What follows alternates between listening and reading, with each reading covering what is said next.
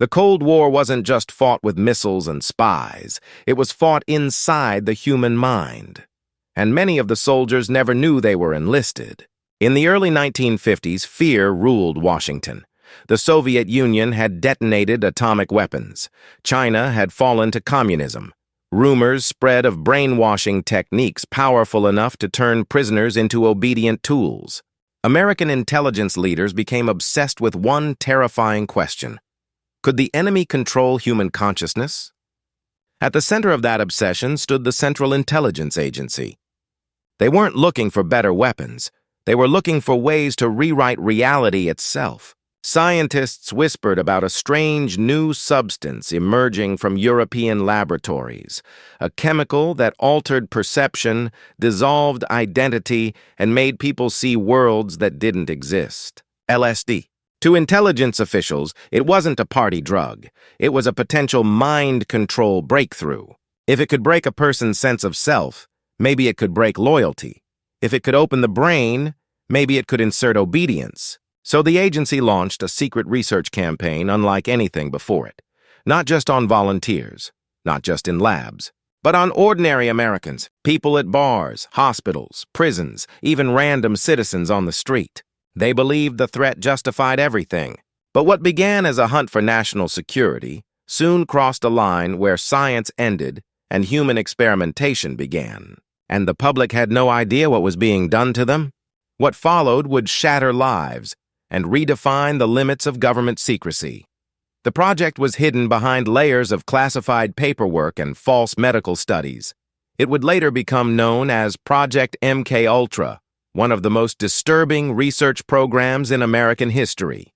Its goal was simple in theory: understand how chemicals could manipulate the human brain. Its methods were anything but.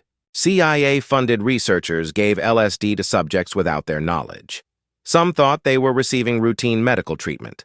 Others believed they were participating in harmless psychology experiments. In reality, their minds were being chemically dismantled. In New York and San Francisco, agency operatives ran secret safe houses.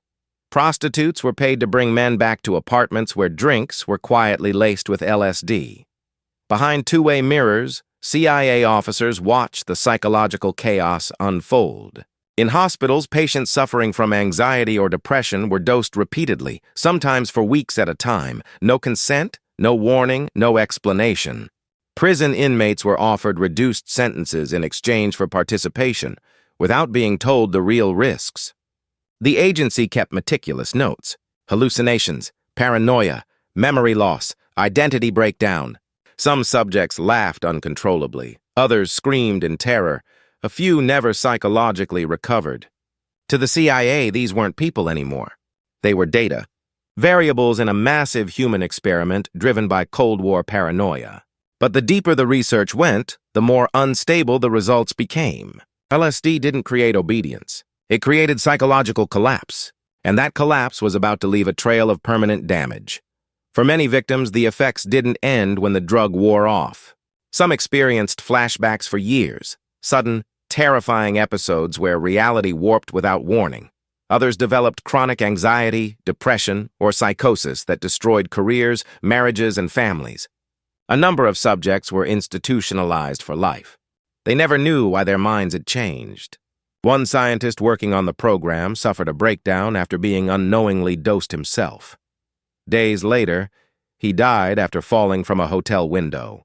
The CIA quietly labeled it a suicide. Families were given no answers. Across the country, people who had walked into hospitals seeking help walked out mentally fractured. Some lost the ability to hold jobs. Some became socially withdrawn. Some turned to addiction, trying to quiet their own minds. And all of it was happening under government funding. There were no safeguards, no ethical boards, no accountability. Doctors violated medical oaths in the name of national security. Researchers pushed human tolerance beyond breaking points, then moved on to the next subject. The psychological suffering was treated as acceptable collateral. History often focuses on war casualties overseas, but these were casualties at home. Citizens turned into test subjects by the very government meant to protect them, and for years, no one outside classified circles knew the truth, until the secrecy finally began to crack. In the 1970s, congressional investigations into intelligence abuses forced the CIA to confront its hidden past. Under pressure, the agency admitted MKUltra existed, but most of the records were already gone. Thousands of files had been destroyed on orders from inside the agency itself. What remained revealed only fragments of what truly happened. There were no comprehensive victim lists, no full medical outcomes, no clear death toll. Many survivors would never know why their lives had fallen apart. The government issued limited apologies. A few lawsuits resulted in small settlements, but no one was ever criminally charged. Officials argued the experiments happened in a different era, when fear of communism justified extreme measures. Yet the ethical damage was permanent. MKUltra reshaped public trust in intelligence agencies and exposed how secrecy can erase human rights. It led to new research regulations, consent laws, and oversight boards designed to prevent future abuses. But the core lesson lingered. When fear overrides accountability, morality becomes optional. Today, the program stands as one of the darkest chapters in American intelligence history, not because of foreign enemies, but because of what was done to its own people. The victims weren't spies. They were citizens. And many never recovered from a war they never knew they were part of. Some experiments end. Their consequences don't. Long after the hearings ended and the files disappeared, psychologists began piecing together what MKUltra had truly revealed. Not about mind control, but about human vulnerability. The experiments proved something the CIA never intended to discover. The brain is not a machine that can be programmed like a weapon system. It is fragile, shaped by trust, memory, and emotional safety. When those foundations collapse, the damage spreads far beyond hallucinations. Modern trauma research now links many MKUltra symptoms to what is recognized as severe psychological injury. Sudden loss of reality, chronic fear, emotional numbness, and fractured identity mirror the experiences of torture survivors and war prisoners. The LSD did not simply distort perception. It shattered a person's sense of control over their own mind. Control is the key element of trauma. The victims were not afraid only because of what they saw. They were afraid because they didn't choose it. Their bodies were hijacked. Their thoughts were manipulated. Their safety was an illusion. For many survivors, the worst part wasn't the hallucinations. It was discovering later that the suffering had been engineered, that doctors had known, that the government had approved it. Trust in authority collapsed completely. Some survivors said they could never again believe in institutions, hospitals, or even their own memories. Paranoia followed them for life. Relationships became difficult. Stability felt impossible. What MKUltra accidentally exposed was how easily power can turn medical science into a weapon. The same techniques used to heal could be redirected to harm when oversight disappears. It also demonstrated that secrecy amplifies cruelty. When no one is watching, moral boundaries fade. Researchers began viewing human pain as acceptable data. Suffering became a necessary step toward national security. This mindset didn't emerge overnight. It grew slowly inside classified rooms where fear justified everything. Each unethical decision made the next one easier. History shows this pattern again and again. Once a government convinces itself that survival is at stake, human rights become negotiable. MKUltra wasn't just about drugs. It was about how systems of power detach from the people they serve. It was about how ordinary professionals can participate in cruelty when wrapped in patriotic purpose. The victims weren't seen as neighbors. They were assets, test subjects, acceptable losses. And that psychological distance allowed the program to continue for years without anyone stopping it. In the end, MKUltra didn't unlock mind control.